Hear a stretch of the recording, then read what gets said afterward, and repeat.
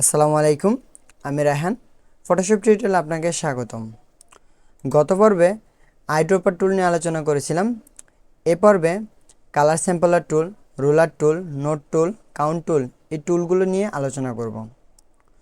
প্রথমে যদি আমরা কালার স্যাম্পলার টুল নিয়ে আলোচনা করতে যাই, সেক্ষেত্রে কালার স্যাম্পলার টুলের কাজ হলো কোনো কালারের ইনফরমেশন কালেক্ট করা। তো এই ইনফরমেশনটা কোথায় দেখতে পারবেন? এই ডান পাশে এখানে ইনফো একটা প্যালেট পাবেন। যদি না থাকে সেক্ষেত্রে উইন্ডো মেনু থেকে ইনফো নামের একটা অপশন পাবেন, এখানে ক্লিক করে নিয়ে আসতে পারবেন। এখন আমরা একটা ইমেজ নিয়ে আসব।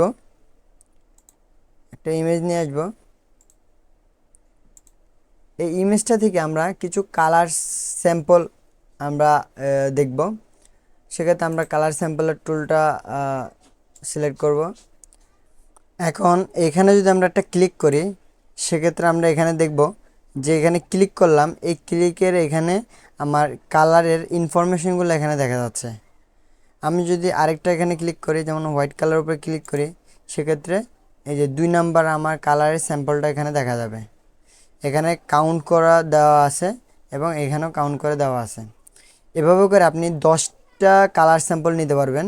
সাপোজ আমি এখান থেকে নিচ্ছি, একটা নিলাম, একটা নিলাম, একটা নিলাম।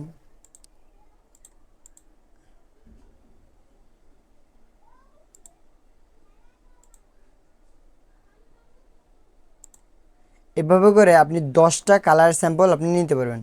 আপনি যখন 11টা নিতে যাবেন, সেক্ষেত্রে এখানে আপনাকে বলবে যে আপনি maximum number of sampler is 10।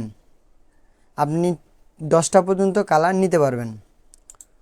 তো এই এই কালারগুলো নিয়ে আপনি কি করবেন? সাপোজ এখান থেকে আপনি যেমন এই কালারের ইনফরমেশনগুলা, রেড কত, গ্রিন কত, ব্লু কত, এই ভ্যালুগুলো নিয়ে আপনি সাপোজ এখানে কালার পিকারে এখানে যদি আপনি ভ্যালুটা বসাই দেন, এখানে যদি আপনি ভ্যালুটা বসান, সেখানে ওই ইনফরমেশন আপনি ওই কালারটা আপনি পাবেন। তো এইভাবে করে আপনি কালারের ইনফরমেশন কালেক্ট করতে পারেন এবং কালারটা অ্যাপ্লাই করতে পারবেন। আমি যদি একটু দেখিয়ে দিই, সাপোজ এখানে যেই 1 নম্বরে যেই কালার স্যাম্পলটা আছে, সেখান থেকে আমার এইখানে ইনফরমেশন রেড হলো 151।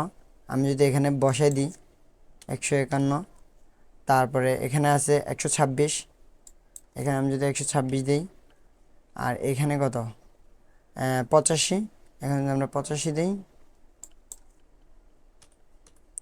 সেক্ষেত্রে আমরা দেখব এই যে আমাদের কালারের যে স্যাম্পলটা সেটা চলে আসছে। এই যে, তো এভাবে করে আপনি কালারের স্যাম্পলটা কালেক্ট করতে পারবেন এবং অ্যাপ্লাই করতে পারবেন। বা কোনো বায়ারের যে ইনফরমেশন দেওয়া লাগে, সেক্ষেত্রে আপনি এভাবে দিতে পারবেন। তো আমরা আনডু করে নিচ্ছি সব কিছু। এর পরবর্তী অপশনটা আমরা যদি দেখি, সেক্ষেত্রে সেটা হলো রুলার টুল। রুলার টুলের কাজটা হলো, সাপোজ আপনার এই ইমেজটা যদি একটু লক্ষ্য করেন, সেক্ষেত্রে আপনি দেখবেন যে ইমেজটা একটু বাঁকা আছে। তো সেক্ষেত্রে এখানে রুলার টুল যখন আপনি ক্লিক করবেন, সেক্ষেত্রে এখানে একটা অপশন আসবে স্ট্রেংথেন লেয়ার। এটা এখন হাইড করা আছে। যখন আপনি রুলার টানবেন, তখন এটা কি শো হবে। সাপোজ এই যে ল্যাপটপটা বাঁকা, এটাকে যদি আমি সোজা করতে যাই, সেক্ষেত্রে এখান থেকে আমি রুলারটা টানবো। এখন এটা শো হয়ে গেছে।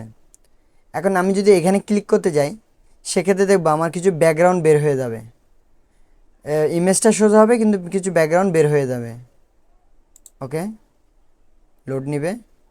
এখন আমার ইমেজটা সোজা হয়ে গেছে, কিন্তু এখান থেকে ব্যাকগ্রাউন্ডটা বের হয়ে গেছে।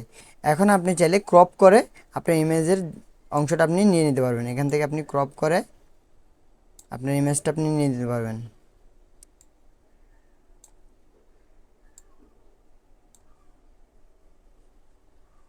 এখান থেকে একটু কেটে নিয়ে এভাবে। ওকে, তো এভাবে করে আপনি আপনার রুলার টুল দিয়ে কোনো বাঁকা ইমেজকে সোজা করতে পারবেন। এর পরের টুলটা যদি আমরা দেখি, সেক্ষেত্রে নোট টুল। নোট টুলের কাজ হলো আপনার কাজের কোনো কিছুকে নোট করে রাখা। সাপোজ বায়ার যদি বলে যে এই ল্যাপটপের উপরে একটা তার লোগো লাগবে, সেক্ষেত্রে আপনি এখানে নোটটা ক্লিক করে এখানে আপনি নোট লিখে রাখতে পারেন যে নিড লোগো। ওকে, এরপরে আপনি চাইলে এই যে নোটের যে কালারটা, সেক্ষেত্রে আপনি কালারটা চেঞ্জ করতে পারেন। এখানে ক্লিক করে আপনি কালার চেঞ্জও করে নিতে পারেন। কালার চেঞ্জ আপনি চাইলে এখানে, যেমন এটাকে আপনার রিমুভ করতে হবে, সেক্ষেত্রে এখানে একটা নোট দিয়ে আপনি এখানে লিখতে পারেন যে রিমুভ দিস। এভাবে করে আপনি নোট করে রাখতে পারেন। এর পরবর্তী অপশন যদি আমরা দেখি,